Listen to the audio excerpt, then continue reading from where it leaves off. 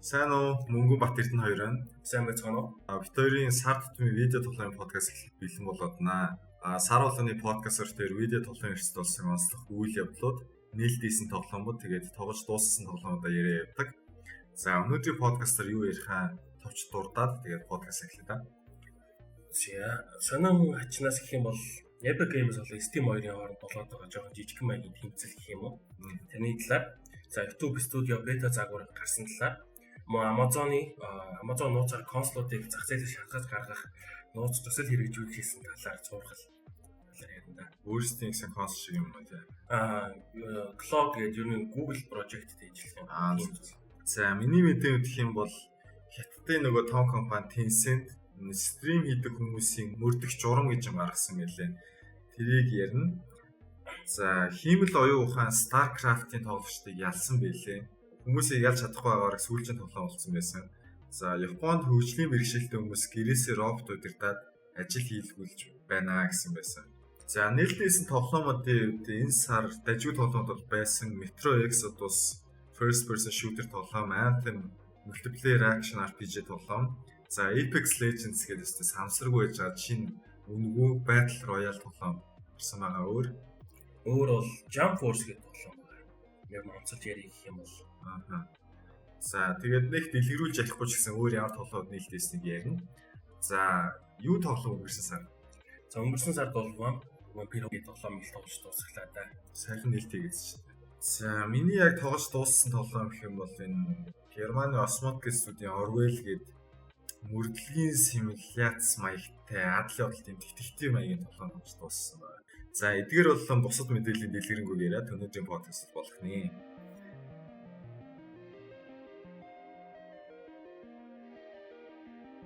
За эхний мэдээ Tencent гэж компани одоо хятадын маш том компани байгаа шүү дээ. Технологи, видео тоглоом давар том компани байгаа юм.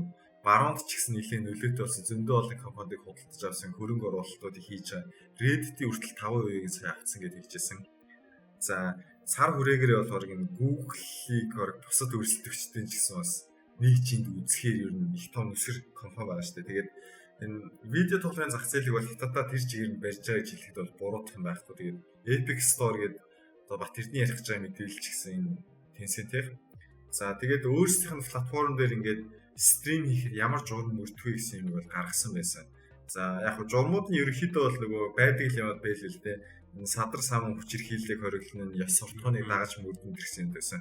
Энэ дээр арай сонирхолтой санагдсан юм юу вэ гэхээр хятадын үнэт зүйлс тэгээд тэр дундаа энэ улс төр үндэс угсаа шашны талаар илтгэе олон юм ярьж болохгүй энийг бол хориглоно гэсэн байсан. Тэгээд ер нь нийгэм доос тостойгоор нөлөөлж болох маргаан дэгдэж болох сэдвүүдээс зайлсхийх нь гэснийг сануулгах шиг гаргасан байлээ. Тэгээд яг нарийнда юу ярьж болох юм бэ гэсэн юм байхгүй зүгээр иймүүдийг ерөнхийд нь бит яриа гэдэг их тийм ерөнхийл юмнууд их битсэн байсан л да.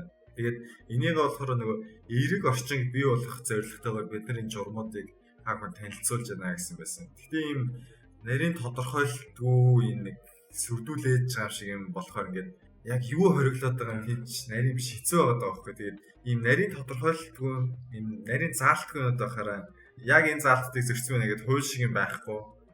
Ийм хэцүү нөхцөл үүсчихэд байгаа тийм. Тэгээд энэ Tencent-ийн энэ журмуудыг харж байхад ер нь бол цаавараа засгийн газарт таалагдах зөвшөөрөх юмудын яриад энэ санал нийлээд явж байвал асуудалд орохгүй. Гэхдээ ингээд ярьж болох юм чинь даалд байдлаар ингээд хориглож байгаа нэг үзэл бодлын үед хүмүүсийг нэлээд хориглож байгаа байхгүй. Тэгээд энэ Tencent-ийн зөвшөөрөх юмуд нь цаг хугацааны явцад өөр шийтгэл багталтай ингээд одоохондоо энэ хятад үнэт зүйлс улс төр шашинт гарч болохгүй гэсэн ингээд явандаа магадгүй одоо нэг хурц сэдв болоод байгаа уйгуруудын тухай ч юм уу тийм эсвэл Бээжингийн утааны тухай ярих юм бол мэдхгүй та нарыг торгоно эсвэл шорон тийм ч юм эсвэл явандаа ингээд Монголын тусгаар тогтнолыг та нар ярьж болохгүй ч тийм ингээд цаашдаа юм аюултай хүргэж болох юм шиг эвгүйсэгдэад байгаа байхгүй юу. Яг гоо би яагаад ингэж яриад байгаа гэхээр сайн нөгөө George Orwell гэдэг англи зохиолчийн 1984 гэдэг юм амар юм авторитар ингээд зэрэгдэн англид үйл явдлын өндөг ном байдаг аахгүй. Тэгээд бас ингээд хүмүүс яг үйлсэл бодол хийж хэлж ярих бүр бодох юм хүртэл хоригдны нийгмийн тухай. Тэрийг яачаад Tencent-ийн журмыг харсаж яана ийм болгоно шүү гэж боддог. Тэгс нэг даа. Тэгээд ер нь бол нөгөө хятад чинь social credit тэгээд янз янзын бол одоо нэвтрээд байгаа. Тэгээд нүүр таних face recognition гэдэг ийм технологиг ашиглаад нөгөө захиргаалалтын нийгмийг хүчтэй болгоход ашиглаад байгаа л да. Тэгээд тэрний ч гэсэн нэг илэрх нь ингээд видео тоглоомын ертөнц рүү нэвтэрч орж ирж байна.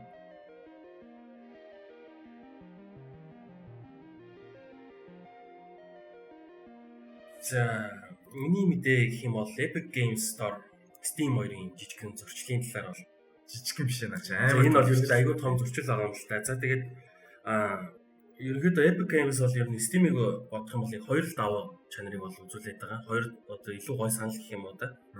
Нөгөө тоглоомны ашигаас бол Steam 30%-ийг авдаг бол Epic Games бол 12%-ийг ер нь хэдэн бол нэмж авна. Тэгээд $60 тоглоом бол $50 орчим долларт бол Epic Games дээр гарна гэж байгаа. Store дээр.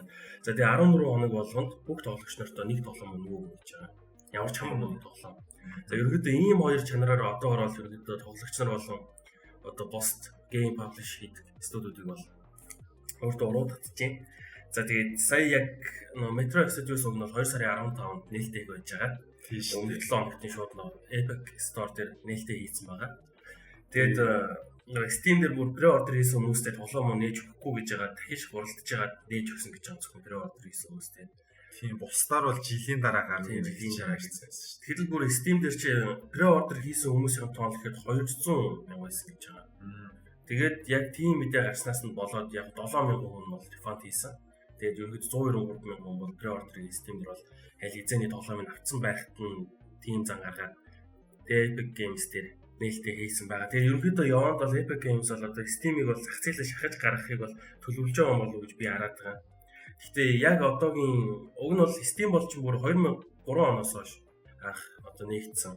Одоо айгүй том хүчрхэг платформ болчиход байгаа шүү дээ. Өөрийнхөө энэ бараг зарлалтын 50-70% дангаар эзэлдэг. Өнгөрсөн 17 оных нь орлуулалт 4.3 тэрбум доллар байсан борлуулалт. Тэгээ 360 сая тоглоом борлуулсан. Тэгээд ийм тоглоом тэгээд ялангуяа нүг тоглогч нарын бүр хоорондын харилцаа холбоо бүх юмыг бол бараг дээдээр гаргаж өгсөн гэж хэлж болно. Тийм Steam Epic Store хоёрыг харьцуулсан хүснэгтэй хэлээ л дээ. Тэгээд Steam дээр юу байна, Epic Games дээр Store дээр юу байх вэ гэсэн. Тэнгүүд нөгөө нэг онлайнаар тоглоомын прогрессэнтрийг хадгалж Epic Games дээр болохгүй, хүмүүсийн профайл гэж байхгүй, хүмүүсийн өөрсдөө тоглогчдын ревю гэж байхгүй, форумуд байхгүй, тоглоомын модны support байхгүй, янз янзын группуд байхгүй, item trade байхгүй гэдэг юм. Тэгээ бараг юу ч байхгүй. Үндсэндээ бол Epic Games Store дээр юу ч байхгүй. Тэгээд хамгийн том сөрөгдөл нь Хятадын Tencent компанид өөрийнхөө мэдээлэл бүх юмыг өгч байна. Гэж харагдаад байгаа юм. Тэгээ миний хятадууд чи хаавыг утсаараа хүмүүсийн мэдээлэл татж авч байгаа нэлээд олон оронд баригдаад хэрэг үсээд байгаа шүү дээ. Тэрэн шигээ бараг одоо энэ тоглоом тоглож байгаа хүмүүсийн мэдээллийг бас авах санаа агуулж магадгүй гэж бас зарим хүмүүс бол хардж байгаа. Тэгээд энэ Steam чинь нөгөө бас зорилтууд дундаа хятад зориулсан хувилбараа гаргана гэжсэн. Тэгээд Steam төрүүлж хятадын хэрэглэгчид таалагдах уу эсвэл Tencent төрүүлээд барууны хэрэглэгчдийг татах уу гэдэг энэ өрсөлдөөн яваад байгаа байхгүй тийм. Миний бодлоор бол энэ Steam аль хэзээний хятадын хэрэглэгчтэй үг нь бол татаад авсан юм шиг надад боддог. Тэгээ угаасаа ингээд засгийн газраараа ингээд засгийн газрын дэмждэг. Тэгээд таалттай нийгэм 1.3 тэрбум хэрэглэгчтэй гэхээр угаасаа шууд энэ том хөнгө болчихж байгаа байхгүй. Steam ч нөгөө өөр дээр хятад хэлний сонголт гаргаж өгөөд тэгээ шууд 30 сая хятад тоглогч орж ирсэн гэдэг юм билээ судалгаагаар. За нэг энэ хоёроо тэгээд ирээдүйд үрсэж. Яг гоо Steam яг гоо тэгээд 16 жил болсон платформ. Тэгээд Epic Games бол нэгдээд нэг одоо 3 сар гарах болох гэж байна. Яг гоо мэдээж бас цаг хугацаа өнгөрөхөд сайжрах байх. Гэтэ тэр орнд бас мэдээж бас Steam зүгээр байгаа байхгүй. Тэгээ өөрөөр сонирхолж хэлэхэд зэрэг Steam-ийн хүмүүсийн хийдэг workshop-ийн контент нэхэд 400 сая давцсан гэдэг юм байлээ.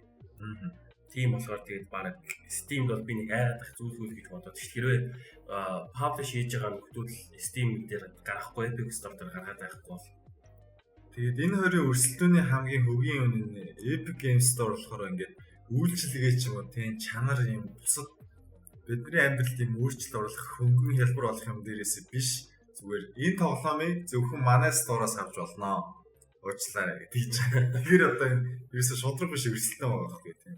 Нэг арай жоохон хэмтгүүн нэлээд тийм. Тэгээ 4A Games-ийн тэгээд тийм хямаас тоглоом хайжлаад маш олон хүн ер нь хүсч хүлээжсэн шүү дээ тоглоом. Тийм би ч гэсэн бүр бараг зүүдэлж чав.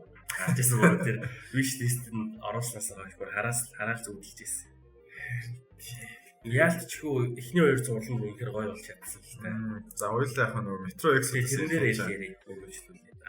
Тийм тэгээд нөгөө Fortnite тоглоомынхаа ачаар Epic Games жаа хөлжсөн. Тэгээд ирээдүйн хэрэглэгч нөгөө 10 настай хүүхдүүд чинь Epic Games Store ороод тасцсан хүмүүс чинь ирээдүйн хэрэглэгчд бэлэн болчихж байгаа юм. Тэр Fortnite ер нь Epic Games-ийн сарын дундаж тоглогч нь 40 сая гэдэг юм. 41 сая, бараг 41 сая өгөхгүй. Тэгсэн чинь Steam-ийн 18 оны мэдээгээр бол сарда хэрэглэлт хэрэглэгч нь 90 сая, өдөрт хэрэглэлт хэрэглэгчнэр нь тогтсон тоогоор 47 сая юмсан байт юм билээ. Тэгээ ерөн зүгээр хэрэглэгч нарын тоог бодоход Steam хамаагүй илүү юм шиг надад санагдаад байна. Цаашлаач илүү байх юм шиг. Яг нөгөө дассан газрын заавал зөвлөж байгаа хэрэг яг Steam таалагдсан юм байдаг ч гэсэн. Яг Epic Games-ээр одоогоор л хайтаа хэлээ.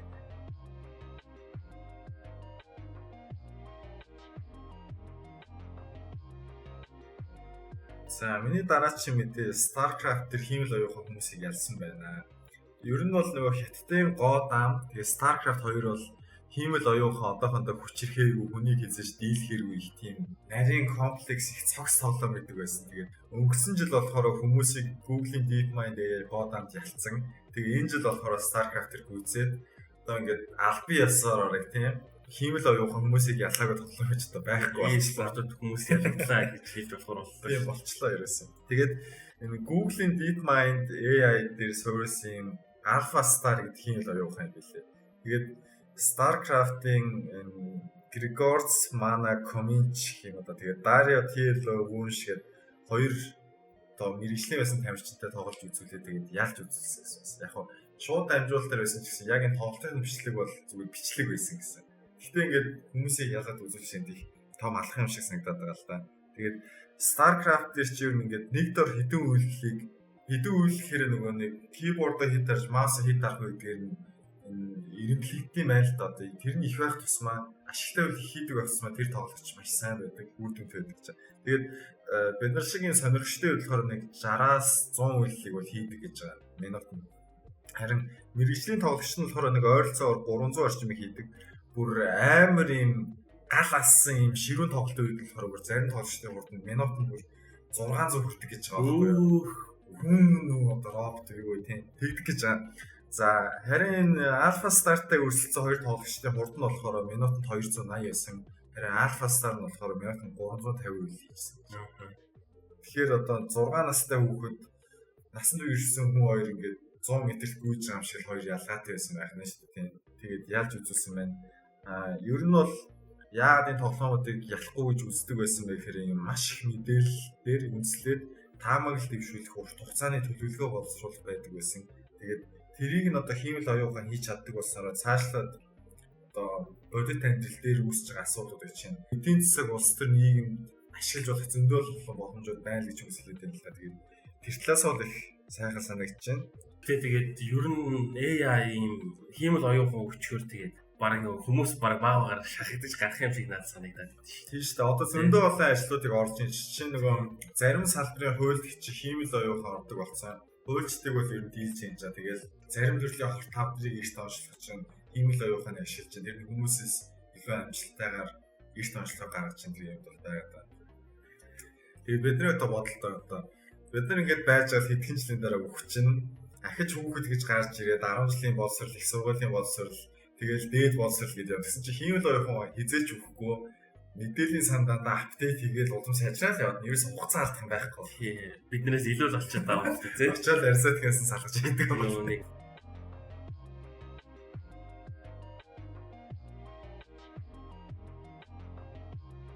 За, миний дараагийн мэдээ гэх юм бол YouTube Creator Studio гэдэг одоо яг YouTube сууг ажилуулдаг хүмүүст одоо бичлэгээ янзлах янз бүрийн элдв янзын одоо өөрийнхөө чаналын талаар мэдээллүүдийг одоо YouTube-ээс харж болох тийм зүйл нь шинжлэхдээ YouTube Studio Beta гэж гарсан байгаа. За энэ бол нэлээд олон жилийн турш хөгжүүлэлт нь явж байгаа ч гэсэн одоо яг аль биесээр хүмүүст санал болгож эхэлж байгаа.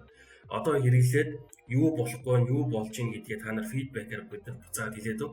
Яагаад гэвэл удахгүй энийг аль биесээр бүх хэрэглэгчнэрт хүчээр шахнаа гэж хэлсэн байна. Тэгээ өмнө бас яг нэг YouTube-ийн шинэ загварыг бас яг ингэж гаргаж байгаа яг хүчээр шахсан. Классик загвараас нь хүмүүсийг салгаад одоо ерөөдөө тэр шинэ загварт нь ерөөдөө тасч эхэлж байгаа. За тэгээд энэ YouTube студио бетагийг ашиглаж үзлээ. За ерөөдөө яг юм үнэхээр бол сайжрах одоо сайжирсан байна. Яг үнэхээр одоо миний чаналын талаар хэд бол амар нарийн миний бүр төсөөлж байгаа мэдээллүүдийг надад бүр ингээд зүгээр ингээд ороход ингээд нүүрэн дээр ингээд гаргаж өгдөг. За одоо ингээд та өмнөх сард тим бичлэгээс яг хэдэн орж ирээд тим subscribe ба тэрнээс хэдэн алдсан бол та энэ сард ийм бичлэгүүд оруулснаар ийм амжилт гаргажээ. Одоо жишээ нь энэ сарын subscribe чи өмнөх сараас 982-оор одоо нэмэгдсэн байна. Та одоо цаашдаа энэгээр ингэж явах гэж гэх юм те. Хитрхи олон толгой ирсэн юмнууд гарч ирнэ яг тэр хэсэг дээр. Тэгээ яаж яг нэг бичлэг янзлдаг одоо хэсэг дээр одоо дургу үргэсэн хэрэггүй ч юм уу бичлгүүдээ устгах боломжгүй болсон байлээ. Ямар нэгэн бичлэг устгах боломжгүй. Өөрөөхөө бичлэг устгах боломжгүй болсон. Тийм ямар ч тийм юм. Зэсоохгүй. Тэгээд би энэгээр баг фидбэк хийсэн шүү дээ. Тэгээд буцаад ерөөхдөө одоо YouTube Creator Studio гэдэг хуучныг нь бол ашиглаж байна. Тэгснэ яг энэ талаар нь мэдээ ягаад үзчихсэн чи ингээд хүмүүсийн бичиж байгаа фидбэкний талаар гинэ. Тэгээ ингээд маш олон фидбэк ирж байгаа юм байна л да. Хүмүүс одоо тэр нь тийм байна, энэ юм байна гэсэн. Тэгээ ердөө тэрнийхээ 5% уншдаг гэж байгаа.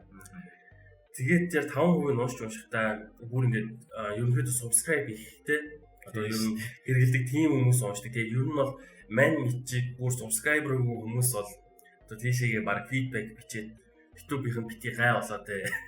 Бахад хэлсэн бас жоохон дурдчихжил. Жоохон хойруулж хэлсэн бай. Чи ч бас Монголдоо уулна хэрсэн гай үст 10 хэдэн мянга лээ. Одоо нэг 12 13 хүрэх гэж явж байна. Тэгвэл гэхдээ яг зүгээр тоглоомын төрөл дээр л 12 3000 subscriber болохоос биш.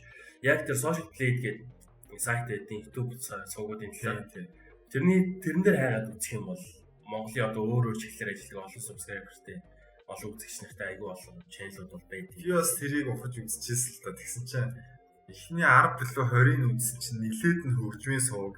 Зарим нь болохоор зүгээр шууд нэг гадаад бичлэг авчираад өөрөөх дээрээ тавьчихдаг нэг. Яг ийм нэг би даасан юм уу, шин юм хийсэн, шин санаа гарсан юм бол нэг байдаг юм бил. Тэр нь жоох уран гурваар. Надад бол тэр их мэдээллүүд нь таалагдсан шүү дээ. Чамд уу. Тийм, Creator Studio-оор бол эсвэл нутасны аппликейшнээр ороод нөгөө хэдээс хэдэн насны ямар хүсний хүмүүс үзэж байна, хаанаас үзэж байна, хэр урт хугацаанд үзэж байна гэдэг юм тийм. Одоо энэ дээр бол бүр наадах ч юм дэлгэрүүлсэн гэж ойлгочих цаа бүр цаадлаа. Надад бол мэдээлэл итгэхгүй шиг санагдаж байна. Тэгээд фидбэкүүдийн бол яаж л байгаа хэл та нөгөө одоо ч ажлын анкет өгөхөд хүртэл хүн уншихаа байцсан гэдэг байгаа шүү дээ тийм ингээд. Магадгүй бид нар ингээд фидбэк өгөх юм бол тэндээс нөгөө түлхүүр өгнүүдийг авчдаг байх л та тийм. Юм бич орсон гэсэн ямар нэг фильтр тэгээд цаанаа бол датад орчлоо гэх тэгэхээр санаа зовлтгүй л.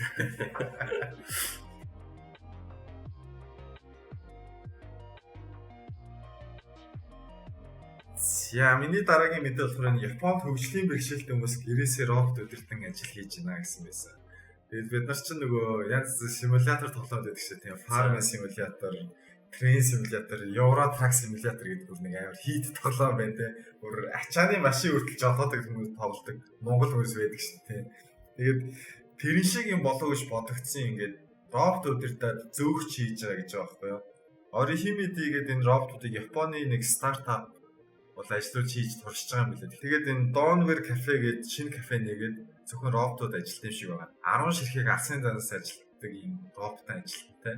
Тэгээд 2-7 хоног л ажиллана гэж байгаа. Стартапын анхны зорилго нь юу байсан бэ гэхээр энэ хөдөлгөөний бэрхшээлтэй энэ гэмтэл сонгогтой хүмүүсийг бие дааж амжихад нь туслах, гэрт нь ингэж асарч туслах.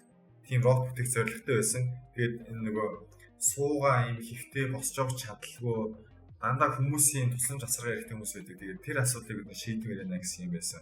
Тэгээд тэр нөгөө хүмүүс туслах хүмүүс үйлчлэгийн чадварыг нь өөрчлөөд зарим сайжруулад ингээд кафед ажиллах болгоод туршилт явуулж байгаа. Тэгээд тэр надад сонирхолтой нэгцсэн. Тэгээд алсын занаас робот өдөрч байгаа хүмүүс нь болохоор ийм хөгжлийн бэрхшээлтэй хүмүүс зарим нь бүр энэ 10 хүнийх нь нуугны нугасны бэрхшээлтэй ерөөсө хөдөлж босч чадахгүй мөртөл байгаа гэсэн байсан. Тэгээд авах цалин нь болохоор хөөрхөн 1 цагийн 1000 yen гэж байгаа. Энэ болохоор төгрөгөөр нэг 23 24 орчим мянга нэг цаг. Тэгээд тэр нь болохоор Японд нэг зөөгчнөр яадаг дундаж цалин юм гинэ. Тэгээд олон нийтээс хангалттай санхүүжилт босгуул нь 2020 оноос байнгын ажиллагаатай кафе бол нэг гэсэн бас. Надад бол энэ их таалагдаад байна. Тэгээд энэ бидний видео тоглоом дээр хардаг шиг юм янз янзын амьдралын үйлдэлүүд хийх юм өдөрдох юм ингээд ажлууд байна л да тэрийг ч гэсэн ингээд илүү хүртээмжтэй болоод хүмүүс илүү боломж олцсон гэж байгаа нь надад гоё санагдсан. Бараг наач нөгөө нэг хүмүүс гэрээсээ харахаа байлаа нэг төхөөрөмж нөрөө робот болоо гарч явдаг. Surrogate л тий. Тэрний бараг эхлэл тавигдаж байгаа юм шүү. Тэгээд магадгүй нөгөө хиймэл ойрхон дайрч орж ирэх хүмүүс ирэхгүй болчихлаа.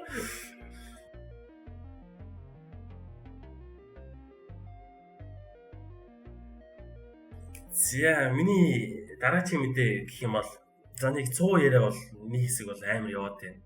За Amazon-ийнхан бол энэ консол болон энэ PC-нүүдийг бол ерөнхийдөө зах зээлээс бол шахаж гаргах нууц тийм төслийг бол ингээд маш удаан хугацаанд ингээд нууцаар гээд хэрэгжүүлж ийсэн ингээд сая баригдлаа гэх. За тэгээд энэ юу гэх юм бол одоо хэрэв би компьютер тоглоом тоглохыг хүсэх юм бол ямар ч консол хэрэг байхгүй. PlayStation ч юм уу, Xbox ч юм уу, Nintendo Switch хэрэггүй. Тийм сайн хүчин чадлын компьютер хэрэггүй. Миний өмнөөс тэр нэг одоо байшинт ч юм уу те аюун өндөр хүчин чадлын компьютеруудыг ингээд зэрэгцүүлж тавьж байгаа. Тэгээ би ямар нэгэн тоглоом одоо ингээд татах шаардлагагүй зүгээр логин хийж ороод одоо утас ч юм уу, таблет ч юм уу, смарт TV ч юм уу хүссэн юмнаас нэгтүүлж ороод тоглох боломжтой. Тийм юм хийж байгаа юм байлээ. За тэгээд энэ нь яаж хүмүүс энийг бүр шийдвэрлээд ингэж баттал болгосон байх юм бол гинтхэн Google-ийн юм клауд хөгжүүлдэг баах инженер аав гэсэн зал дээр байсан. Тэгээд ерөнхийдөө хүмүүс бол шийдвэрлэж байгаа юм. Тэгээд үүнээс гадна л өөр нэг 100 ярианууд яваад байгаа нь бол энэ Xbox болон PlayStation 4, PlayStation-ийн хүртэл өөрсдөө ч гэсэн яг ийм үйлчлэгийг одоо хийхээр бол бас ингэ туршиж үзээд явж байгаа гэсэн. Ер нь яванд бол баг энэ компьютер тоглоом тоглохын тулд консол ч юм уу, компьютер авах шаардлагагүй. Зүгээр ийм хаяг нэгээд ч юм уу, утсаар ч юм уу, таблетээр баг ингэ тоглох болж байгаа шиг юм да. Тийм энийг нөгөө үүлэн технологи буюу онлайн суурилсан гэж нэрлэдэг байгаа. Тэгээд шинэ үеийн нөгөө PlayStation, Xbox ч гэсэн эндээ илүү хөрөнгө оруулалт хийж байгаа. Үүлэн үйлчлэгийг онлайн үйлчлэгэнд бид илүү их анхаарна гэдэг нөгөө Sony Entertainment-ийн гүйцэтгэх сэргэлэн төр тийм ирсэн байсан. 12 сард галт бүртээр ярьчихсан санаж байна. Тэгээд үе угаасан үйлчлэгээ стартапад гарч ирдээ. Тэгээл нөгөө гайгүй холболттой юм байхгүй. Тэгээл серверийн асуудал гээл хүлээж авч байгаа төхөөрөмж энэ тийм хөөс ингээд байж байгаа чимээг болчихдог байна. Гэтэ санаа нь бол надад таалаг. Өчнөө өнтэй компьютер авахгүй, хэдүүлээ нэг удаа консол авахгүй гэдэг бол гоё л мэдээ байхгүй. Зүгээр нэг тоглоом аваад хадгалсан байхад бол насан туршийн өсөнд тийм болж байгаа юм л доо уулна. Тийм Google тэгээд Assassin's Creed Odyssey тоглоод 1080 FPS-ээр тэгээд бүр 4K-гаар ч бас нэг тийм демо үзүүлсэн санагдаад байна. Тэгээд тэр бол бүр ямар ч асуудалгүй явж ийн гэдэг Monberry тоглож үзчихэд хэлчихсэн. Энэ өстө гоё юм байна. Тэгэхээр гол нь тэр чинь юу вэ? Интернетийн урлан юу вэ? Арга билүү? Аюун өндөр интернетийн урт шаардсан хүмүүс Монголд байхгүй болохоор Монгол байхгүй болсон яваад байна. Дараа чи хэдэн жилдээ гарч ирэх юм уу гүм үү гэмээр л том урт байсан да. Тэгэж санагдчихэв.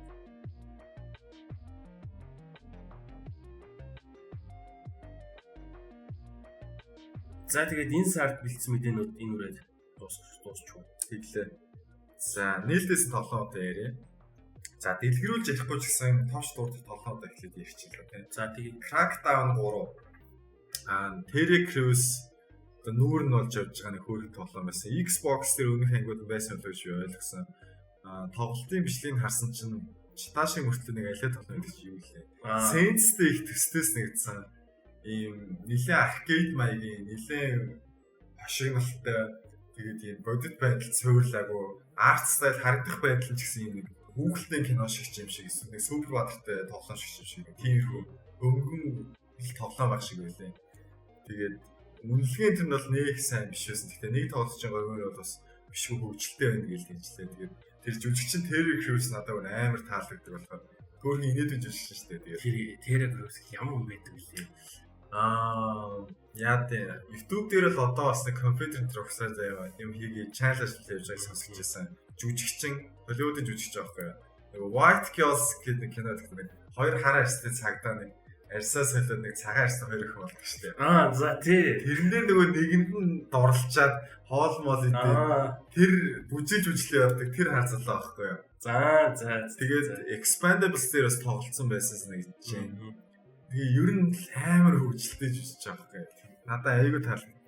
Тийм болохоор бас Crackdown-ыг тоглож үзчих гэж байна.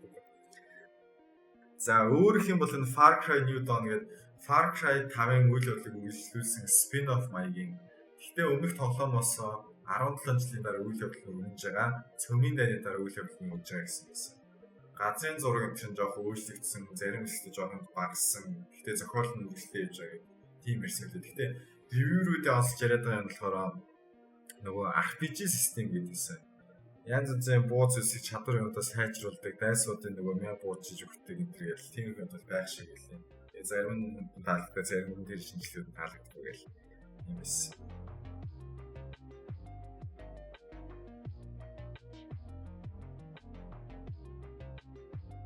За эхний том тоглоом гэх юм бол Metro Exodus байна. За хоёулаа өмнөх ангийн тоглож ирсэн юм байна шүү дээ. тий. Ерөнхий мэдээллүүдийн дурдчаад хоёулаа ярилцсан.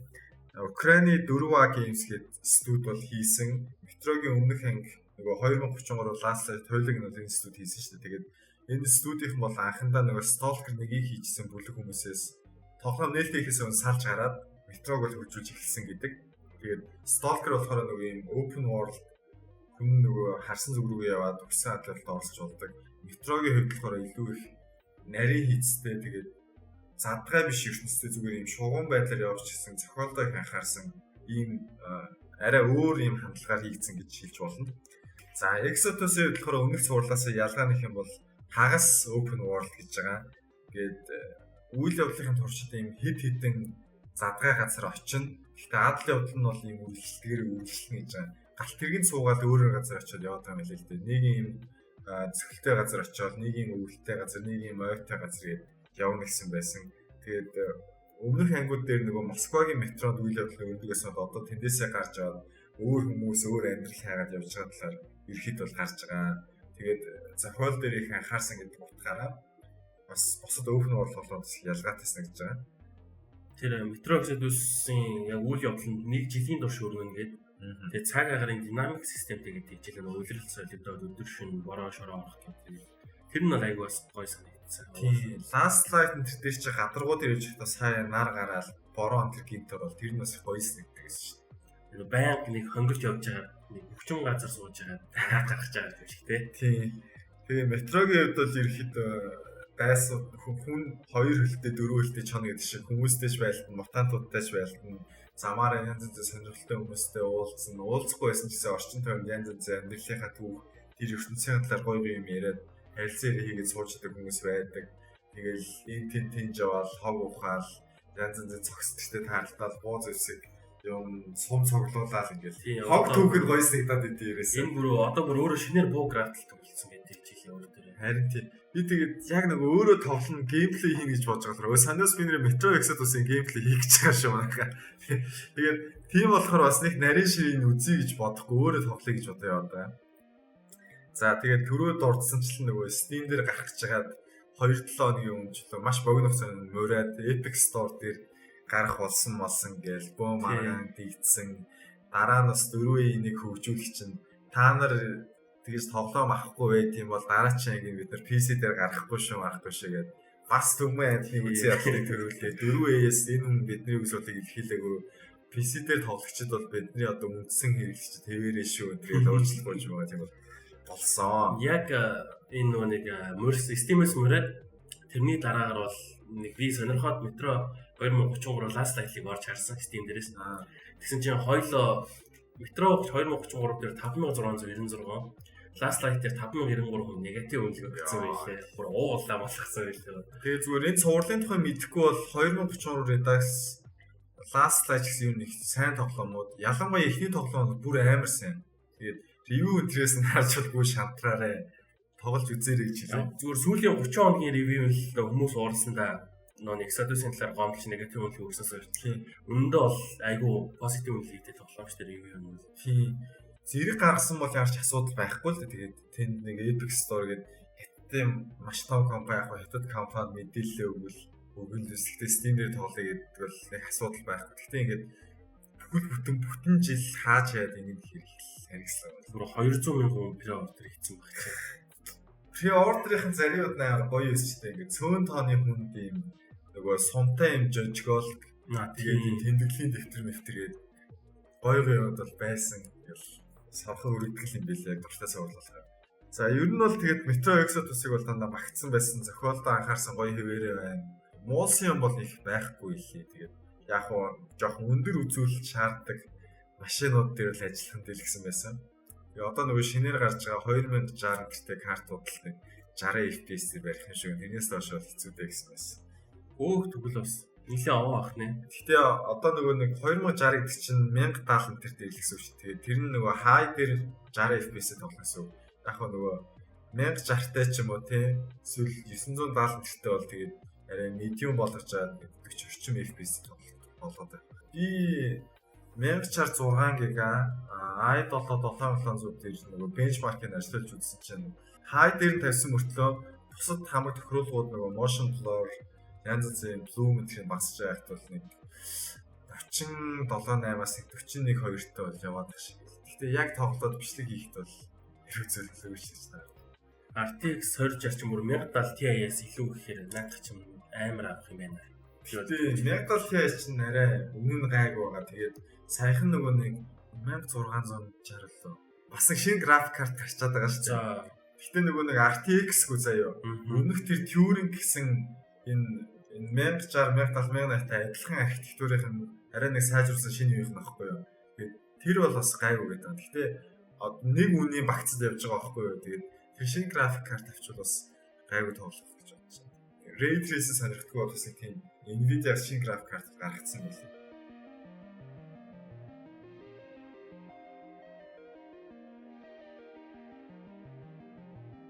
За дараагийн тоглоом чи юу вэ? За Anthem байна. Multiplayer action RPG тоглоом байна. Ус хүмүүсээ тоглох бол ганцаар жоохон хэцүү байна. Тэгээд муу олно гэж бүх хүн бодож байсан. Тэгээд бүх хүмүүсийн бол зөв байсан байна. Зөв байсан. Яагаад? Тийм. За хөгжүүлэгчтэй болохоор Канадын BioWare студид хийж байгаа. Тэгээд нөгөө бид нар Mass Effect суурлаар мэднэ. Mass Effect Andromeda үнэн хог болсон. Тэгээд хамаг гайвуу хөгжүүлэгчд их нөөц байлаг. Хамаг хүч хөдөлмөрөө бол энэ Anthem дээр эдгээр авчлаа гэд хардаад байсан шүү дээ. Тэгээд Andromeda шал муу болсон гэд. За зохиол үйл явдлыг болохоор ерөөхдөө юм ертөнцид төгссөн ч юм уу яасан ингээд Iron Man шиг хувцастай хүмүүс тэр хүмүүсийн хотхноос гараад янз бүрийн адал явдал орооцолтол юм шиг байна. Тэгээд сайн талууд нь болохоор график харагдах байдал тасархай, дуу хөгжим, тоглоом доторх юмуд харагдах нэг арт стайл юм бас байна шүү дээ. Тийм ингээд хийц очоод хувцсыг нарахад тэр нэг хоёрныхын жижиг деталь болгоно маш нарийн эстэй байдаг. Тэр араатнууд нь яаж харагдیں۔ Тэр хүмүүсийнх нь амьдэрдэг орчин нөхцөлгээл тэр бүх юмуд нь бол гоё гэж байна. Дааш нөгөө тоглоом чинь яаж тоглох нь гоё байх ёстой шүү дээ. Тэгээд тэрэн дээр бол үнэхээр юм уусан гэж лээ. ертөнц нь open world мөртлөө хоосон хийх юм байхгүй зүгээр л нэг хөөрхөн царайнаас цаашаа гэдэг шиг тийм ээ гэж байгаа. Тэгээд даалгаврууд нь болохоор ерөөхдөө их адилхан. Ямар нэг газар нисч очино, дайсуудыг ална, боссуудыг ална, унгаадаг хогнуудыг цуглуулна. Тэгээд дараагийн газар руу ниснэ гэж байна. Тэгээд дайсууд нь яаж байгаа хоорондоо нэг их тийм ялгаа малгай гэдэг юм байхгүй. Тэгэл хоорондоо адилхан юм буудаал нисэл онцны сайжруулалтын сонирхолтой юм нээхгүй байхаар чинь тийм өөдрөгтэй болчихсон хэсэг үсэн дараа тийм ээ гэсэн байсан. Тэгээд зохиол нь урагшлахтаа заавал нөгөө нэмэлт даалгавруудаа биелүүлэх ёстой. Тэр нь яаж хийх нь их тодорхойгүй, маш их хүч хөдөлмөр зарцуулаад онцны шаа харамж юм бол байхгүй. Тэгээд өөр газар очиод нөгөө үеийн уншихтаа маш урт хугацаанд уншдаг. Патчаасаа өмнө үлээ бараг 5 минут уншиж чинь optimization маш муу гэсэн. Сайн компьютертэй сайн интернеттэй хүмүүстэй ч гэсэн бүр амар хацдаг, заримдаа алдаа цагаад гарчдаг тийм бол байна. Бүр day one patch гэдэг юмуд бол гаргаад бүр гал хамтрах ажиллагаа л явуулж гисэн байсан. Би чинь саяхан трейлерүүдийг бүр авч тоглохоор бүр шийдчихэд сууж ирсэн шүү. Юу вэ? Тийм. Би ч бүр авч тоглоно. Энэ бол тасараад нүр алах юм байна гэж бодож ирсэн уулна. Тэр уг нь бол түүх мөнх нь бол аюу сонирхолтой юм байл шүү. Тэр нэг дэлхийс өнөөдний сүүлчийн цайзыг барьсан. Тийм. Тэндээсээ Javelin гэдэг нэг нөхдүүд фрилансер гэдэг нөхдүүд Javelin гэдэг юм үзэл тэгэл эн чинь амар гоё юм бэ ярьсан байсан. Тэгээ чиний яриаг сонсож өөр нэг сонирмол явчихлаа. Анх нөгөө E3 дээр демог нь үзүүлсэн санаж байгаа зү. За ийм демо гарсан ахгүй нөгөө нэг жүжигчдэр хоолойг нь уншаалаа нэг шал хачаад байдаг шүү дээ. Тэрийг үзээд Division яг санагдсан ахгүй нэг. Шаал хотлаа гараад тэгэл амар сонин жинхэнэ тоглогч юм шиг яриад юм байна. яг тэр мэдрэмжээс болоод ингээл за энэ яадаг болтоо гэж хүмүүс бодсон юм тест. Тэр зөвл болсон билээ. Нэг сонирн болгоо гэж. За хүлээж тэгээд үнтэй хүртэл нөгөө micro transaction гэх юм байгаа. Тэгээд нээдэг явд хүртэл хооронд нэг ялгаатай биш. Зарим буун хүртэл зүгээр өнгөл өөрөө гэж. Тийм байхаар ч яах юм.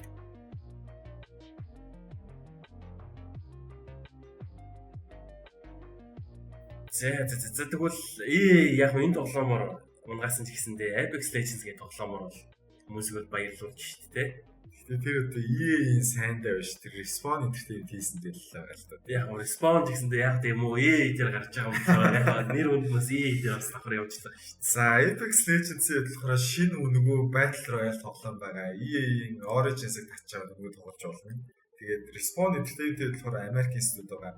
Нөгөө Call of Duty Modern Warfare 2-ын дараа Infinity Ward-ад асуудал үүсээд нэгсэн хүмүүс гараа явсан шүү дээ. Тэр Modern Warfare 1 тэр хийц яг тэр цөм хүмүүс нь бол яваад өгсөн. Тэгээд өөрөөсөө шинэ студи байгуулад одоо EA-ийн далбаан дээр ажиллаад Titanfall цувралыг бол хийсэн. Тэгээд энэ Titanfall-ийн ертөнцийн Apex Legends үржиж байгаа гэж байгаа. За яг хөө жижигхэн дуртад энэ Respawn Entertainment одоо Star Wars-ийн Fallen Order гэдэг шинэ тоглоом дээр ажиллаж байгаа гэсэн байгаа. Тэгээд энэ Apex Legends бол сансаргүй байж байгаа гинт гараад ирсэн. Наа чи ингэсэн гэж лээ нөө Titanfall 1-2 цуврал гараад тэгээ 3-ын хийгээд байж исэн юм байна л да. За тэгсэн чинь нөөний PUBG, Fortnite энэ төр Battle Royale тоглоом алаад ихсэх.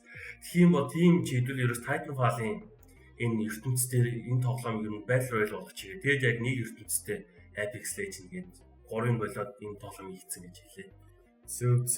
Тэгэхээр Titanfall-ийн ертөнцийн болохоор нөгөө алс ирээдүйд өрнөж байгаа хүмүүс ингээд од гариг хооронд амархан нисдэг болсон. Тэгээд шинээр нээсэн эд баялаг тэр мөнгө төгрөгийн төлөө ингээд бөө фракцууд, корпорацууд, засгийн газрын бүлэглэлүүд гээд тэмцэж байгаа талаар гисэн байсан. Хоёрын үзэж байгаа юм. Нэг нь угаасаа нөгөө нийт тоглолтын горин байхгүй. Хоёрын дажгүйгээд хоёрын би одоо удахгүй энэ хавардаач юм тоглох гэж бодож байгаа. Тэгээд тоглолтын болохоор нөгөө Battle Royale хэрэг одоо бид мэдж байгаа бах. Apex Legends-ийн болохоор багаараа гуруулаа яваад одоо хамгийн сүүлд нь яваад үлдэх ёстой. Тэгээд Call of Duty-гийн суурин дээр ихээр нөгөө буудал цаан хөдөлгөөн тэр зэвсгийн юм бол их дайггүй байгаад байдаг. Тэр нь бол сайн мэн гэсэн байсан. Тэгээд Overwatch, Dota гэх шиг яг олон биш ч гэсэн нэг өөрсдийн гэсэн онцгой чадвар скиллүүдтэй дүүрүүдээр тоглоно гэсэн байсан. Багийнх нэг хүүхдсэн бол тэрийгээ сэргээж болдог гэсэн байсан. Тэгэл өдөртлөг харилцаанд их амархан гэл зөндөө магтаасан. Тэгээд зүгээр багийнхаа хүнтэйгээ ярихгүйгээр юу хийх гэж яах гээд байгаагаа зүгээр нэг пинлээд ойлгоцсоч болдог. Аюу амар тэр нь бол. За тэгээд манай Scanvenger буюу Батэрдэн тоглосон байна. За миний тоглосон сэтгэлээс гэвэл ер нь хүмүүс бүгд л тоглоод би бол хиндээр нэг хоошоо гүйлтэй. Нэг байдгал байдлаар ойлгох чаавас маас. Тэгээд бүр үнэхээр хүмүүс гоё нэгэ тоглоод ус үнэхээр гоё болсон байлээ. Тэр ялангуяа тэр хүмүүсийн communication бол үнэхээр амар болсон. Зүгээр ярихгүйгээр би ямар ч хүнтэй ойлголцож болно. Тэгээд нэг нэгнийгээ ойлгоод хамтдаа хамтраад бол гол багийн тоглолт бол айгүй чухал. Гуруулаа байж байгаа нэгэн салгаа явчихдаг юм бол өөр одоо 3 хүнтэй таарлаа гэхэд бол арт дийлэн гэдэг бол бүр айгүй асуудалтай. Бүр яг бүр амар тоглолтог хүмүүстэй би таарсан л та бүр хүн гаргахгүй шааш наруулдаг. Шроод рууч бас тийм байдаг юм байлээ. Тэрнээс биш бол бас жоохон хэцүү. Түүнээс гадна тийм ойрын зэн гартан тултаан бол бас айгүй гоё сонирхолтой бүр хамаг хүчээрээ бүр савж байгаад нэг зансан уур үрсүүний зөгч байгаа юм шиг зөгтөг болохоор бас айгүй гоё юм. Тэгээд байлдаан буу зэвсэгээд бүх юм гоё. Хүмүүс нь тэгээд ерөнхийдөө одоо бол 8 хүн байгаа. 2 хүн нь бол чаажтай 6 хүнээр тоглож болно. За хүн болго өөрийн үндсний чадвар, хэрэгэлдэг нэг скил, ultimate гэдэг нэг скилтэй. Өөрөөсөө гэсэн чадвартай. Тэгээд ерөнхийдөө тэр 2 хүний бол тоглоом доторх одоо legend token-оор бол нээдэг. Эсвэл одоо жинхэнэ мөнгө бодлоод хийгээд бодлоод авчдаг. Тэгээд яванд бол дахиад нэмээд 8 баатар бол гарч өгнө гэдэг гэсэн ба. Ерөнхийдөө миний бодлоор баг Overwatch шиг л ингээд байсаж байгаа л 1-2 баатар нэмээд тэгээд явах болов уу гэд би бол бодож байна. Тэгээд сонирхолтой хэлэхэд бол ийм Apex Legends гараад 7 хоногийн дотор 25 сая тоглогч миний татаад 2 сая хүн байнгын тоглосон байт юм байна. Тэгээд өөр одоо энэ яг амжилт үзүүлсэн PUBG, Fortnite тоглоомнууд одоо энэ зэргийн амжилтанд хүрэхэд бол тэр хугацаас харьцуулсан байвал PUBG яг худалдаж авдаг үнэтэй тоглоом байсан болохоор яг харьцуулахад бол тиймэрхүү баг. Гэхдээ яг эхний 3 хоногт PC-н дээр 360 мянган хүн, тэгээд Xbox дээр бол эхний 7 хоногт 582 мянган хүн бол авч ирсэн юм байна. Ерөнхийдөө бол 50 сая орчим борлогдсон. Харин Fortnite ч үнэгүй тоглоом шүү дээ. Одоо ерөнхийдөө нэлийн алдартай нэг 30 сая таталттай болохын тулд 3 сар зарцуулсан байт юм байна Fortnite. Тэгэхээр миний бодлоор Apex Legends бол ерөөдөө нэлээд амжилт үзүүлэл явж байгаа гэж би бодоод шүү дээ. Тэг дэмжлэгийн гайгүй байх юм бол энэ нэлээд том болох хаа. PUBG тоглох гэхээр аргагүй нэг үнэн садаа болоодсан худалдаж авна гэдэг юм. Тэгээд Fortnite гэхээр нэг арай л арт стайл нь таалагддаг. Тэгээ юм барьдаг ядаргаа тийм. Тэгээ болохоор Apex Legends бас гайгүй ч юм шиг санагдаад байна. Нэг өмнөд тоглоом юм чинь бол тийм аваад тоглоод үзэх хэрэгтэй л гэж би бол хэлэндээ ямар ч одоо баг Origins суулгах баг хамгийн анхны жинхэнэ шалтгаан хамгийн том шалтгаан болоод байна шүү дээ. Тийм. Гэхдээ удахгүй нөгөө PUBG-гийн үнэгүй хөлбөр нь гарч байгаа Таиландд ч үлээ нэг зүүн Азийн нэг орнд туршилт нь явж байгаа гэсэн. Тэрийг би бас хараад байна. PUBG үнэгүй болноо. Үнэгүй хөлбөр нь лайт хөлбөр нь гэдэг.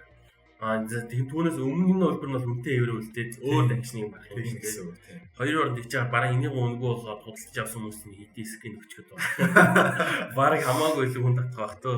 Оолно бол. Гэтэ эднэр бол энэ уцмцсныхан тоглогчдын хэлбэл PUBG ч одоо бараг 400 сая гаруй хүн тоглож байгаа гэж хэлсэн шүү дээ. Тийм шүү дээ. Тэгэхээр бол яг утасны хэрэглэгч энтер гэдэг нэмэх юм PUBG бол бас дийлдэхгүй байгаа юм лээ. Монголд одоо мэддэг охтууд хүртэл PUBG ч юм болсон байгаа байхгүй юу? Охтууд их бүр их чимэгчнэр баг махнаар оршилж явахдаа PUBG тоглосон. Амар ахнаар махнаар хүртэл тийм бүр. Утасны тоглоом даанч тоглолтгүй сонирхдаг болох юм гээд. Одоо тэгээд компьютер дээр баг тоглосон. Утсан дээр бас тэгж тоглоод яхад тий. Тэгээ хайр цэнийг байгаа даа шүү дээ. Орд нь YouTube үзээ сууж байгаа.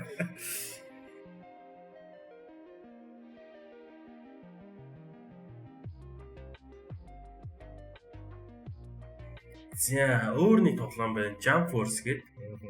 Энэ Spike Chunsoft гэдэг студийн develop хийгээд Bandai Namco Entertainment-ийн баг хийсэн юм байлээ.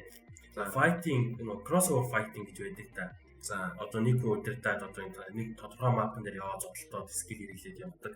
PlayStation 4 мөр дээр байдаг Dragon Ball Z тоглоом боловч дараа Xenoverse Center шиг. За наадлаа чи тоглож байгаа юм. Гэхдээ ингэж ойлголоо одоо Jita шиг ч юм уу open world явж байгаа. Таас үндэ шууд зодоод юм уу? Эсвэл нөгөө Pokemon тийм тоглоом шиг задгаарс явж байгаа нэг хүнтэй тараа за зодтолтыг зодтолт. Түүхтэй. За түүхийнхаа дагуу хүн амьтанд очиж зодтолтно. За тэгээд ерөнхийдөө бол зодтолтохтой юм зүгээр юм талбай дээр 3 дугаар биенээс хараад тэгээд 3 хүн сонгож аваа тэр 3-ыг ээлжлүүлээд сонгогдоог хоёр спорт хийж өгөөд тэгээд ерөнхийдөө зодтолтоод явдаг тийм тоглоом байгаа. Тэгээд аниме маягийн тоглоом гэсэн тийм. Тийм энэ угаасаа бүх дөрүүд нь аним дөрвүүдтэй. Нэг 51 төрлийн дөрвтэй байхгүй. Тэгээд эдгээр нь 44 16 тийм айгүй алдартай аним зурлуудаас гарч ирж байгаа юм билээ. Өөр зурлууд юм байна. Тийм одоо нэг энэ Weekly Shonen Jump гэдэг ийм манга гаргадаг. За мэдгүй. Энэ айгүй алдартай юм шиг байгаа. Тэгээд энэ дээр гардаг мангануудын одоо дөрүүд орж байгаа гэсэн. Тэрэн дээр One Piece, Naruto, Dragon Ball, Bleach, Hunter x Hunter гэдэг Manila хийхин балаа мэддэг юм зөв байсан. Тэгээд тийм болохоор бол ерөнхийдөө ийм анимуудыг үздэг. Аним тоглоом сонирхдаг хүмүүс бол энийг үздэг айгүй их тоглож байгаа юм байлээ. Тэгээд зөвхөн анимаараа бага үрдүүлэх юм эсвэл холимог үрдүүлж болох юм. Холимог. Энэ түүхэн юм байлээ л те. Нэг юм Venoms гээд оюун санаагаа нэг хоёр гараар өдөрдүүлсэн хорон санаат нь дэлхий рүү дайраад ертөнц рүү дайраад хүндрүүлэгдэн дөө. Хүмүүс тэгээд тэрнийг эсэргүүцэх тул Jump Force гэдэг нэг бүлэглэл нэгдэж байгаа юм билээ. За тэгээд нэг юм нууцлаг артефактыг хоёр тал нь одоо өөрсдөө болгож авах гэж тэмцэлдэж байгаа санамсаргүй бүх тийм аним ертөнцүүдтэй ингээд бүх ертөнцийг нийлүүлсэн гэж байгаа байхгүй. Тэгээд ерөөдөө нэг ертөнц үүссэн.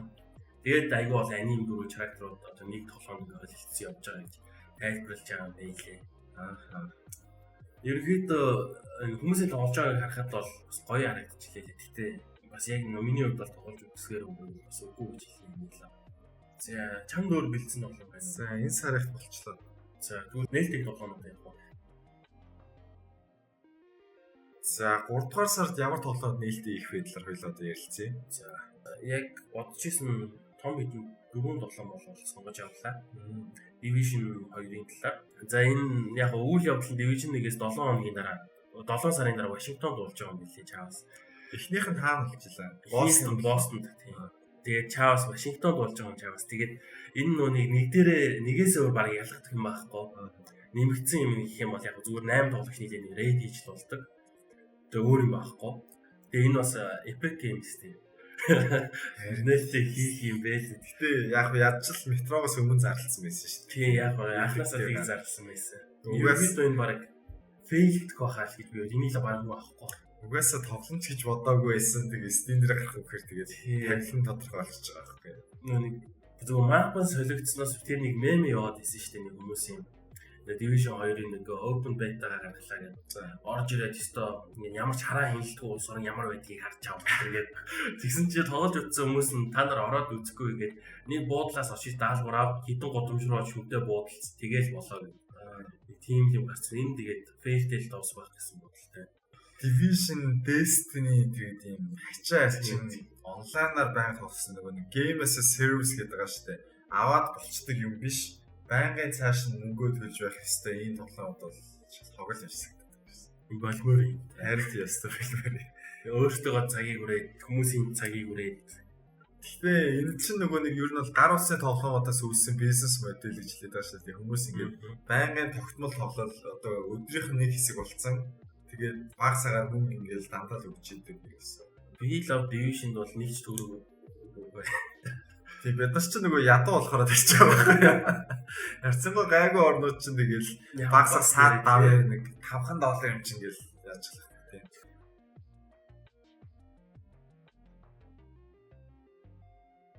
За өөр тоглоом гэх юм бол Devil May Cry 5 гарах гэж байгаа юм байлээ. E3 дээр зарлалтаад бас хүмүүсийн дөрвөлжсэн. Манай Ginko Дөлгөө 2 бол энийг яг хүсчүүлээж харж байгаа баг.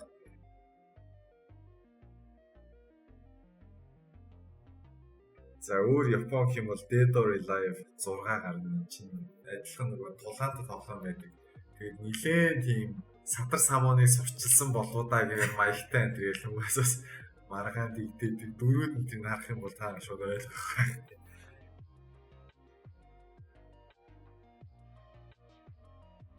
За өөр нөгөө Sekiro Shadows Die Twice гээд E3 дээр зарлж байсан нөгөө Dark Souls-ийг хийдэг From Software-ийн тоглоом байгаа. Ерөнхийдөө Японы самурай маягтай Dark Souls гэж ойлгож болно. Ер нь Yoto их төстэй юм шиг байл шүү дээ. Би бол харж байгаа. Гэтэ энийг бас тоглож үзье бодсон л байна. Би Dark ер нь Souls-ийн тоглоодоос ганц ч тоглож үзье болов. Ер нь бол тоглоод үзэхэд бол өнгөдөө гоё юм байл. Анхнаасаа нөгөө нэг хэцүү гэж загнасараад тийм ойлголт үлдээсэн болох нь ерөөс нь төлөл байх болж байгаа юм л да. Энэ Sekiro дээр нэмжлэхэд бол ийм л түүх мөнх нь бол өмнө энгийн юм билээ. Нэг эзэн рүү нэг дайраад нэг хулгайлсан самар ус шүүгээ авах гал явж байгаа Shinobi-гийн талаар гээд тэгээд From Software хийсэн болохоор бодвол бас яг Dark Souls гэдэг Bloodborne гэдэг шиг тоглоом болох үү. Харин ч бас бодоод байна. Тийм болохоор нэг тоглоод үзчихвэл бас харамсахгүй болох гэж бодож байна. Тийм их дажгүй тоглоом болох хаа.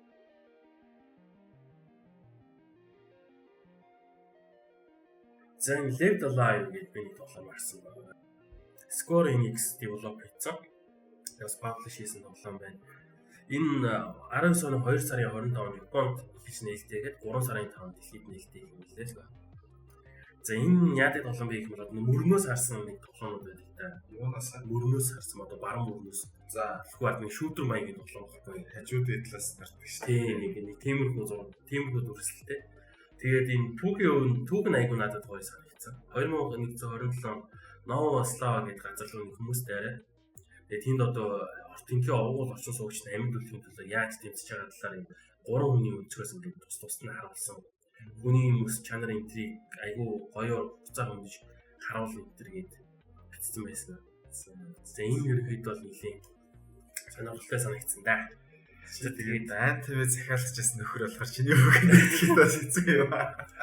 Яа тэгтээ би антивыг бүр тийм гэж одоо би бүр трейлер харчаад энэ тоглоомыг авч тоглохгүй болох гээд. Тэгээд энэ Orange Premium Access дээр гаргацсан юм байна шүү дээ. За жилийн 99 евро төлөөд 187 тоглоом жилийн турш тоглоно гэдэг. Тэгээд би тэрийг хараад сууж ирсэн байхгүй. Энэ нөө антив ч өөрөө тусдаа 60 еврогийн тоглоом юм байна. Тийм. Тэгээд юу бараг 60 евроор би нэг бараг 1-2 жил яваад амж тоглох биш нэг хэдэн сар тоглох байх гэж бодоод тэрийг нь авчигээ тэрэн дотор нас өөр зөндөө тоглоомнууд байсан юм байна. Тий 99 евроор бүтэн жил тийм гэж бол нь бол дайггүй санал шүү дээ. Тэнд чинь бүр Battlefield 5 мөн тэгээд тэр энэ нөө Titanfall 1-2 бүгд DLC тэгээ Mass Effect DLC тэгээ Football Soccer мөн ч юу юм нэг бүгд хүмүүс тоглоод байдаг. Тийм. Амар олон тоглоом байсан юм. Ер нь тэгээд би чинь бараг авчиг гэдээ бодоод амар. Тооцоо ядаас сая чамаас өсөө сэтгэлээр унжлаа. Уу яг зөвхөн аймтан биш бусад тоглоомноос ч гэсэн сарын одоо 8 гэсэн яваал юм шүү дээ. Тэгээ юу яг зүгээр яг сараар гэх юм бол 12 явна л доо. Зөв зөв. Яг нийлүүлэх юм бол яваа. Ер нь тэгээд Discord-оос авахгүй л яг бүгд л одоо ингэ тоглоом subscription-аар зардаг болчихлоо. Тийш дээ. Discord ч хүртэл муугаа мэдэхгүй нэг store л болоод байна. Вила тэрийг харахад нэг барыг хийгийн тоглоод үзсэн. Зарим бүр тоош тоглохоор зарж ийлээ. Яванда die Steam бас юм subscription болчих юм бол тэгээд зайлцээ. Тиймэрхүү л.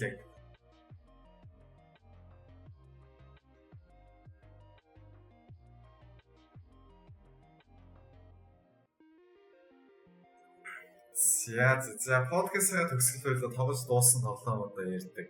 За өнгөрсөн сард бол тоош дууссан гэл Vampire гэдэг тоглоом тоглож дуусгалаа. Англи хамгийн шилдэг цусны шинжээч нөхөр. Тэгээ фронтын шуум дээр тулалдж байгаа дээж хөрөнгө өглөө гэсэн мэдээ гэрлэг орж байгаа нэг цус орчин хазуулчтай. Тэгээд ингээд сэрээд сэрсэн ч бүр ингээд ангад цангаа цусаар юугаач мэдэхгүй болсон манацсан явж исэн чинь нэг хүүхэн харагдав. Амар ингээд бүр цусны ингээд бүх суцаа нулаа шарагдаа. Тэгээд очоод хазаал яг ингээд гидсэн задаач гэх юм те. Яг ухаан харсан чинь өөрөө дүүг хазаа ийцэн. Бэж чи амар спойл хийдэг юм шиг. Ихсэн шууд ихэнд нь бол. Шууд ихэнд нь. За. Тэгсэн чинь хөөрг юм уу дүүн нууны ахаасаа захиа авцсан гээд бүр ингээд ах нь ингээд дүүн бүр амар өрөвдөлтэй юм бэл тээ яаж хат бүр ингээд хилдэг байхгүй тэрээр ингээд хүүхдтэй байсан нөхөр нь дайнд өгөхөд хүүхд нь энэ спан ханаад гээд өвчнөөс олзаа тэгээд тэгээ өөрхий амтан ахыгаа ирнэ гэсэн цагийг аваад чинь ах нь алга болцсон өдөржин шүнжи эдэн сар ахыгаа яасан чи ах нь таарсан чи ах нь нөө дүүг идчихдэг тэгэл ерөнхийдөө бүр заваараа тоглоом хэлж байгаа дүүн өвчтэй юм бүр дүүн хүчтгий. Хүчтэй гэж одоо дүүгээ зөгцөн хаяа авсан чинь сүүл дүүн хөөг байдаг байхгүй. Дүүн өөрөө соргож өгсөн. Сүүлд нь чам тэрийг би устгачих за спойлер гэж. За. Тэгээд нөгөө ордер 1800 хэллээ нэг бас нэг хүн чончлоо вампируудтай уулзаад тэрнтэй амар төстэй харагдсан байхгүй юу. За. Тэгээд тоглоо явахд ер нь хэр юм бэ? Тэжгүй юм. Ер нь бол гоё. Гэхдээ бас FPS аим болдог. Optimism муу. За тэгээ нэг үеэс нөгөө л унших гэж доотлол нь 3 минут болж зоолтолтой. Чи SSD дээр суулгасан юм уу? Hard дээр суулгасан. Hard дээр суулгасан л та. Миний SSD тийм юм биш. Тэгээд ер нь бол тоглолтын үе тэр гол нь нэг юм энэ дөрөв төрлийн төсгөлтэй байхгүй. Нөгөө түүнээс гадна юм хотын гудамжны орсон суугчдыг одоо нэг хинтийн нээж одоо цусын сорж нэмэлт XP авч болно. За одоо жишээ нь чиний цусыг сороход одоо 3000 XP байлаа гэж бодлоо. Чиний талаар би 2 3 нууц олж мэдээд тэрийг чинь чамтаараа нэг цусыг чинь 6000 XP болж цусыг чинь сорчиж болно. За тэрний тулд mesmerize level-ийг ерөөдөө нэмэх хэрэгтэй. Тэр нь main quest-ийг явж байгаа өөрөө нэмэгддэг. Тэгээд ер нь тэр хүний цус соргосноос болоод ер нь амар ядаргатай асуудалтай жоо харамттай ч юм юм. Тэгэл цусаас орчхоор хөөрхөн юмнаас сүнснүүд нь эцсийн үгээ нөгөө нэг цусаар чийлээ. Чист арайчтэй. Би өсө тийх байсан. Хим миний одоо ихний хүүхдийг халамж ирэх юм байна гэдэг. Тэгээд нөгөө годомж болгон цусны юм статустай байхгүй. За одоо ингээд одоо цус нь 90-өөс дээш буюу эрүүл мэнд нь сайн. Эсвэл ингээд доош хамуу дунд зэрэг гэж явж байгаа вертикал болчтой. 40-өөс доош явах гэх юм бол бүх хүмүүс нүчдэг юм. Тэгээд нэг хүний цус орчих юм бол нөгөө тэр годомжны цусны одоо статус айгүй хүндэг. Тэгэл нөгөө хүмүүс нь өгдөөл тэгэл нөгөө өхүүлчихгүй бол амар их юм гратлал ийм хийж өгөөл арай ч цусын гайг болгож бол тэгэл бүр аргаараад яаж яах дээ аюуд нь амар өндөр левелд бол гараад ирдэг. Ганц main quest тэгээ гараад ирэхэд 2 3 левел хэмждэг. Тэгээд нэг main quest тэгээд өгсөн бас нэг 5 600 XP өгнө. Тэгээ нэг левел ингэж доор доотлон 3 4000 XP энтергээд. Тэгээ яг ч хүний цус сорхоосоор нэг сорвол тэгэл нэг хүний цус орчвол тэгээ сүүл рүү би бүр хаширсан. Бөөнд нэмчилж байгаа би бүр гүрээж хагаад нэг годомшиг баг тэр чигтэн сарсан гэж барыг хэлж болно. Тэгээд сарсноос бол би бүр мод гэсэн энтрийг энэ болохоор нэлээ асуудалтай болсон. Тэгтээ бол гоё юмсан. Амар сонирхолтой шиг сонсогч байна. Тийм бүр энэ тэгээд бүр доторх түүхэн мөн дээр тэгээд ханаад манад өвчнгөл явж исэн бүр солиороо нэг доктор хүмүүсийн өвчний эмчилгээнд бол вампирийн цус хэрэгснээс болоод тэр нь тарааж байгаа. Спан ханаад манад нийлээд бүр амар зам өвчин болж болоо. Айгуу заваарсан юм бол. Соргчийн адал явдалтай мөртлөө цусны эдийн засгтай хэр амар сонирхолтой сонсогч. Тэгээд дээрээс нь бүр нөгөө Арслангийн хаан Ричард гэдэг байдаг да. За англи хаан байсан. Тэгээ нөгөө завламатны аяндаа. Тэр хааны үед тэрний баруун байсан гэнэ хин гэлээ William Short гэх. За тэр нөхөр хүртэл гарч ирдэг цус орогч болсон. Тэгээ эн чинь юу лээ цус орогчдын хатан хаамаа ингээд бүр дотроо заваараад салаад яваал. Тэгэл яаж яад мен залуугийн амьдрал муу төгсгөлийг хийх юм бол үнэхээр гонигтой болоо. Тэгээд бүр сүүл рүү ийм харгас туссан ч юм алуурч болж байгаа юм л та. Тэгээд сайн төгсгөлийг хийх нь бүр маш хэцүү байлээ. Нэг ч хүний цусыг уухгүй байх хэрэгтэй. Тэр бол маш хэцүү. Эсвэл тэрнээс арай жоохон сайн төгсгөлийг хийх юм бол дээдлээ 5 минут төгсөө. Тэгээд би ч баг 2 годомчны хүмүүсийг баг 3 годомчны хүмүүсийг хүүс төвчөрсөн. Тэгээд яаж сайн төгсгөл хийх вэ? Тэгэл иймэрхүү дууслаа та энэ тоглоом. Хэр олон цаг болоо? 30 хэдэн цаг болоо. 38 цаг болоо. Дууссан. Тэгж дууссан. Тэр грайнд юм байна. Ядаргаатай ажиллаад ихтэй юм. За ядаргаатай юм баг байхгүй дээ. Зүгээр ингээд байлтаад хүний мөн зогцсныг хөдөлж яхад л крафтинг материал гараад ирнэ. Тийм ээ. Гол нь нэг өвчтөө хүмүүстэй ахин дахин очно fast travel гэж байгаа байхгүй. Жижигхэн маартын юм шиг мөртлөө айгүй ядаргаатай ингээд төөрдөг байж шиг хогийн годомжнуудтай. Тэгээд нэг хөгийн годомжаа тэгээд нэг хаалгаар ингээ хаагаад хашдаг. Тэгээд тэр нь наадлаа сонгох. Заавал сонгоно гэж лай царайлаа. Тэгээд тэрийг номголох гол. Заавал тойрол юм. Тэгээд сорч юм байж тэгээд нисвсэж чад. Нисвсэж чадахгүй өргөн яг нэг шилжин. Тэгээд нэг унтаад нэг спиг өөрхийн тул заавал унтаад скейлүүдээ сонгодог. Тэгээд босоод ч юм уу үхээд ирэхээр нөө яг дарк суу шиг NPC нүгүүд төрчдөг. Гэтэ нөө левел нэмэгдээд ер нь бодсон ч нэг ядаргаатай юм шиг байна. Хиймэл аргаар тоглоомын уртсаа тэгээд бас ч байд юм байна тийм.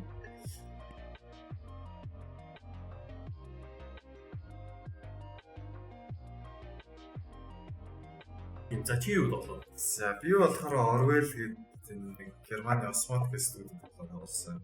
Түрүү нөгөө 1984 тэргээд ном уншсан гэрсэн. Тэр номны санаанаас нэлээд их сэдвүүл хийсэн тоглоом баг. Угаасаа зохиолч нэр Жорж Орвелл гэсэн нэрийн энэ ч Орвелл гэдэг чинь. Одоо Орвеллын гэж ярих юм бол нөгөө нэг төрийн асар их хяналт, мэдээлэл цуглуулах, хүсэл бодлын эрхчлэл өдрийдэг утгатай үг болцсон аахгүй юу. Тэгээд тийм ихтэй тоглоом. За үйл явдал нь яадаг вэ гэхээр нэг улсын ингээд төв тал байдаг нь одоо манайхаар бол Сократес байдаг ч юм ингээд террорист тал бол хүмүүдэлд ажиллаж байгаа байхгүй. Тэгээд тэр хариуцлага тооцсон хүмүүсийг олох гээд сэжүүрүүдийг олоод за тэгээд тэр хүмүүсийг мөрдөж байгаа ерхийдөө зохиолтой.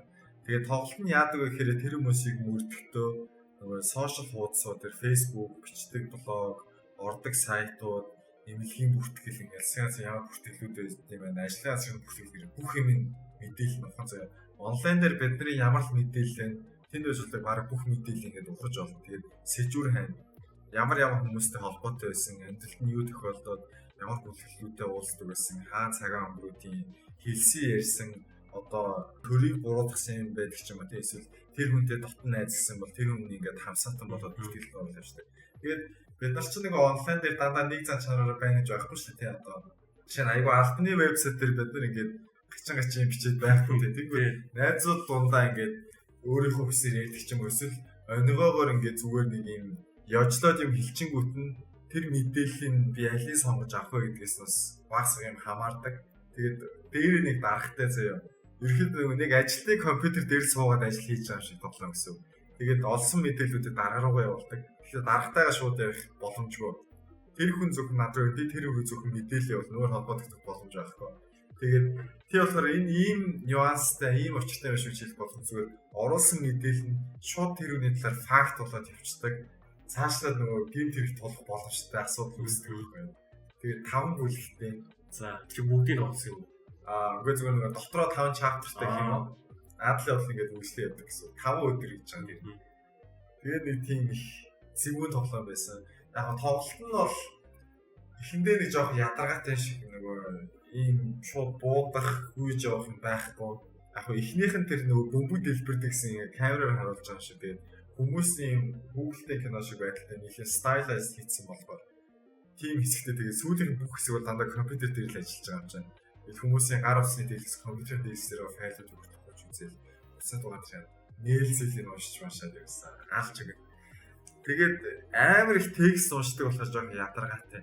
Тэгээд ямар ч нэг удаага дуусгаад ингээд учрыг олчингууд дараа нь дахиж явгаад бусад ачаадууд нээлгээ дахиж авах илүү сонирхолтой. Чи юм учиртай илүү нэрэн ширээ гэдэг болоо. Тэр нь бол тааж. Бусаар амар их уушдаг тоглоо. Ер нь бол хэлгүй хүн бол хавталтгүй тоглоо. Хэлгүй хүн бол угаасаа тийм тийм. Хичнээн болор дээр бол байлж гэж байна. Тэгээ чухал тоглоо. Тэгээ үнэхээр дуусах юм бол юм сурж авна л да. Би нэг 2 цаг тоглоно. Би нэг 2 англи оруулсан байт. Сүүл рүү бүр бүх юм ин орчуулж хүмүүст өгөхөөс залхуурыг боли. Оруулыг оруулыг. Цаа. Би эхний өдөр ч үлээ. Эхний өдрийн ч дуусгаагүй хөө. 2 өдрийн дуусгаа. Яаж ч тэгээ дунд нь миний санджаар тэр чинь бараг 2 жил юм жил гараа юм. Мэдхгүй өгнүүд гарч ирээ. Тэр болгонд би нөө мазаагаар орчуулад ёо. Сүүл би болоод ганцаараа тоглож исэн бол тэ. За мэдхгүй байсан яг нэг бос өгнүүдийн орж заалж явуулж штэ. Тэгэхгүй яг өөр хүмүүст үзүүлээд харуулж бас орчуулахгүй барагзаалаад игдэг. Үзэж байгаа хүнд нь аюу байхтараа лаганг хэлтэн байх нь энэ стажинг гэнэ. Жинда гэд тэгээд бол лайтаа санагдаа. Тэгээд угаасаа л тэгээд хүмүүс тийм уншдаг юм болохоор залхуун нэ. Хүмүүст нь орчуулж өгсөн залхуун нэ үздэг. Зөв. Яг мэдээлэл олох нь ядраас сонсож байгаа ч гэсэн нөгөө тодруулаад өгчдөг. Тэгээд алийг явуулах вэ гэдэг асуудал. Тэгээд тэр донд бас нөгөө гингүү юм шиг хүмүүсээ хэрэг татгацсан болохоор айгүй харамсаад байт юм аа. Донд нэг ийм дүрээс авахгүй ингээд. За өрх толгоос ээж байгаа заяа. Тэгээд эмнэлгийнхэн бүртгэлийг ухангуут ингээд баахан дотор эрхтнүүдийн бэрхтэлтэй өрөөсөө үлдэн догломж илүүтэй. Тэгээд нэг хүүхэдтэй нөхөр нь яасан бүү мэд. Тэгээд мэдээллийн ухсан чинь нэр ингээд яагууд нөгөө танилцдаг вебсайт дээр нэг өөр нэртэй цагийн ажил хийдэг бүртгэл дээр жинхэнэ нэртэй байгаа байхгүй юу. Тэрнгээр нь ороод үзсэн чи цэргийн бүртгэл гараад ирж байгаа. Тэр хүн 10 хэдэн жилийн өмнө нөгөө цэрэгт байсан, бөмбөг салгадаг байсан. Тэгээд нөхөр нь бас нөхөртөөгөө цэрэгт танилцсан, нөхөр нь өөр газар байж байгаад нас орцсон. Тэр эмэгтэй болохоор нөгөө ажлынхаа ослоос нөгөө бөмбөг өртөөд бэртэл аваад тэгээд ажлыг чадваргүй болоод ингээд аюу тарчиг амьдралтай. Тэгээ ямар нэг байдлаар нөгөө манай үндсэн сэжигтэнтэй холбоотой ч бас тэрх ингээд хамсаатан болоод баривчлах хэрэгтэй болж байгаа. Бацуул хий тий. Тэгээ зүхтаалахгүй яах вэ? Эсвэл ингээд хорихгүй яах вэ? Бас тийм юм байна опшн. Тийм. Тэгээ нөгөө цэрэгтэйсэн болохоор ингээд хүмүүстэй сандраад уцаар ярьж марингуут нь ингээд яриаг нь бичээд авчиж байгаа байхгүй юу? Тэгээ зэвсэг мэвсэгтэй гэдгийг ингээд цааш цагдаарт мэдчих чинь бол айгүй бол асуудал үүсэж шууд буутай хийж боломжтой. Хүүхэд нь яах вэ гэж ингээд бодогдсон. Бас нэг хүний мөс чанар зулгаасан байна тий. Тийм хүний мөс чанар сөөхөн зулгаадаг тоглоом байлээ. Тэгээ яг тоглоомс ядраад байт юм аа. Гэхдээ ингээд өөрийгөө тийм нөхцөлд оруулангууд ингээд өөрийнхөө талаар илүү их мэдж авдаг байхгүй.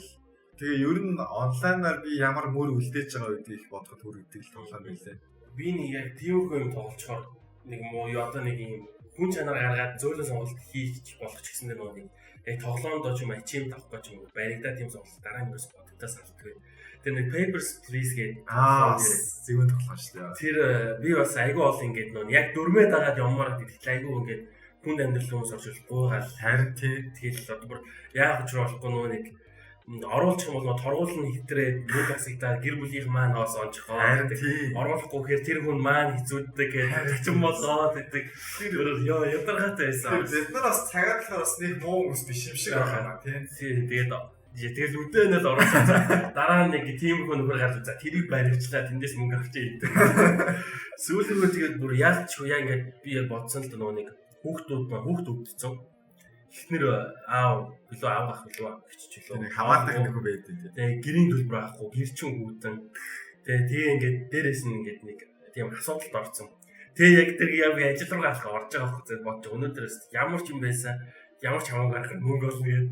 Тэгээд тест хойлож зөрчиж юу гэж бод арай ч нэг юм ихнэр хөлтөө тийж цааныг $5 үлдчихэж байгаа. Тэгээд нэг өөргөө гүйцэтгэсэн ч юм шиг те нэг айгүй сэтгэл санаа сайхан санагдаад чи тэг ямар төсөлийн хийсэн бэ? Papers, Please дуусах чаддаг. Сүүлдээ нөгөө нэг заалтууд мөр хитрхи олон болоод за болио юм болоод дахин дахин өөрчлөлтөө би гүрэж байгаа юу лээ би босогч болоод дууссан. Papers, Please чинь нэлээд олон төсөлтэй билээ шүү. Төсөлтэй билээ. Тийм бүх төсөөлүүдийн үсэн чинь ингээд аль нэг хүрдэг нөхцлүүд нь бүр амар наривчлсан ерөөсөө.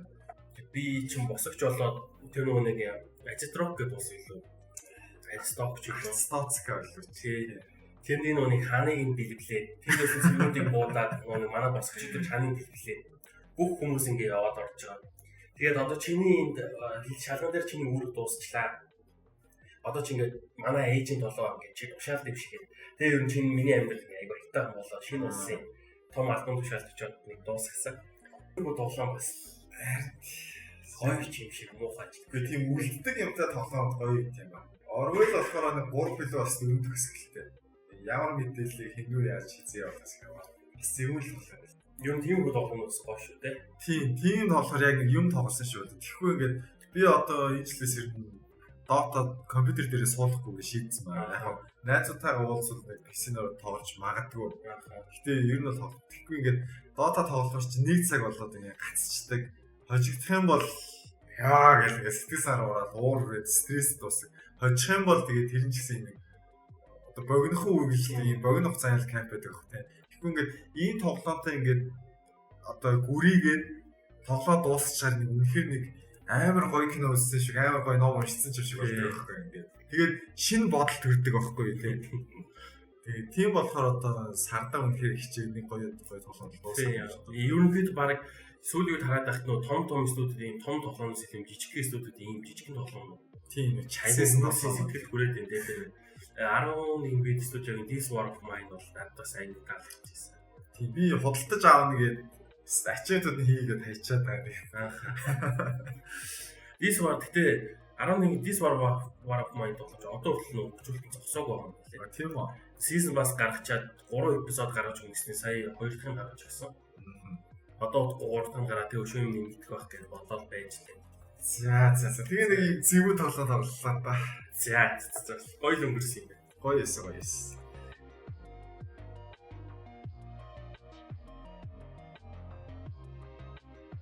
За өнөөдрийн подкастыг л ингээд ярих юм бол болчлоо.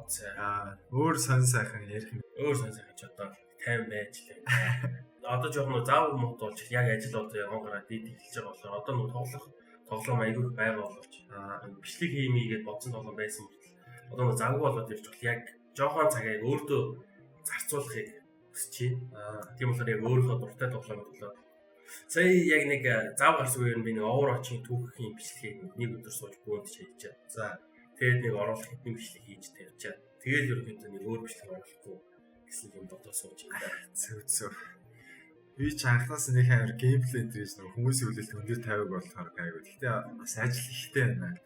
Тэгээд Metro Exodus-ыг бол тэгэхээр маш олон хүмүүс хүлээж авах болохоор хий гэж бодсон байна. Чаваа хүн үзнэ. Би анх тогломоор юу лээ? IGN дээр крак болсон мөлий. CP Watch гэх нэг групп кракс үлээ. Би өдөр болгол крак watch орж хардаг. Би анх удаага тоглоом крак болох үнэхээр баярлалаа. Харин өмнө бас тийж аваар хүсчүүлээсээ санахгүй байна. Би яг хүсчүүлээсэндээ шивштэй. Энэ яг Steam дээр харсан бол бодлож авах гэж бүрийх байсан байх.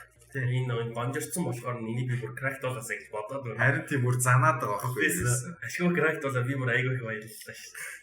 Тэгээд суулгаад яасан чинь болж их шиг байлээ. Тийм, юу л болж ийн гэж хэлээ. 100% ажиллаж ийн гэсэн шүү. Зөв. Тиймээс тэндээс нь тоглоорой гэж хүсмээр байна. За тэгээд сая би нөгөө оны өмнө 2033 Redux Classic бүгдийн 100% хийсэн байхгүй юу? Ачивментүүд байна уу? Тийм. Надад бол амар гоё байсан. Тэгээд шинэхэн байгаа болохоор бас Metro Exodus-ыг тоглоход бас гоё байх гэж бодож байна. Тэгээд яг хоо завгүй болохоор энэ өдөр болгон төвчлэг хийн гэдэг бол худлаа. Тэгэл ажлынхаа зав зайгаар л тэгэл хийлтэй. Ер нь яг энэ хүмүүс яриад идэг байсан. Бидний ийм завтай байгаа үед ийм гоё тоглоом байсан бол энэ тэр үед хүмүүс ярьж байхад юм сүртэй энэ гэж боддог байсан. Яг нэг ажил энэ хийхгүй тий яг нэг ойд мод юм тий хамгийн бэлэн орж ирэх үе. Тэгээ яг одоо ингээд ажил метрол хийгээд ингээд яг өөрөө яваад ирэхээр үнэхээр завгүй болоод эхлэн тий гэр бүлтэй олчих юм бол бас гүрэл завгүй болох бах. Гэтэ тэгээд хизээч болооч гэлээ тий. Би ч бол ажил хичээл тэгэл тусдаа гарцсан болохоор аж амьдралаа бод хэрэгтэй. Би бас хажуугаар бассейнд яваад байгаа. Дасгал хийхгүй байгаа болохоор бас ингээд муруу өвдөө чин нойр ингээд хорим алдагдаад байгаа байхгүй. Самнаас би нөгөө бассейн сэлээд одоо дэлхийн сэл сурах гэж байгаа. Яа дэлхийн сэл хийхээр. Дэлхийн сэл чинь англиар нөгөө butterfly гэдэг юм байлаа. Ингээд нөгөө нэг уснаас нөгөө дэлхийн чи гэж нэг ус руу орж гараад ингэ сэлээд байна шүү дээ. Тэрийг ерөөхдөө дуурай сэлэх гэж байгаа орлоохгүй хүмүүс юм.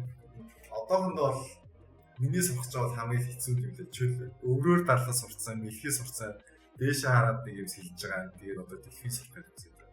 Би мич тэгээд жибш тийшээ.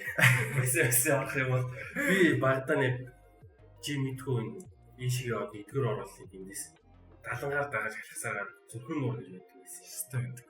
Бүр ингээд нилээн ол явны бүр ингээд тосгон болсон байдаг цаашаа яваад. Тэгээ нэг яг юм зуршилт мангар том нуур байсан. Тэнд очиж яг ирэг дээр нь тоглож байсан найзуудтай. Гэхдээ яг эргээс нэг 12 м голчон усны урсгалтай.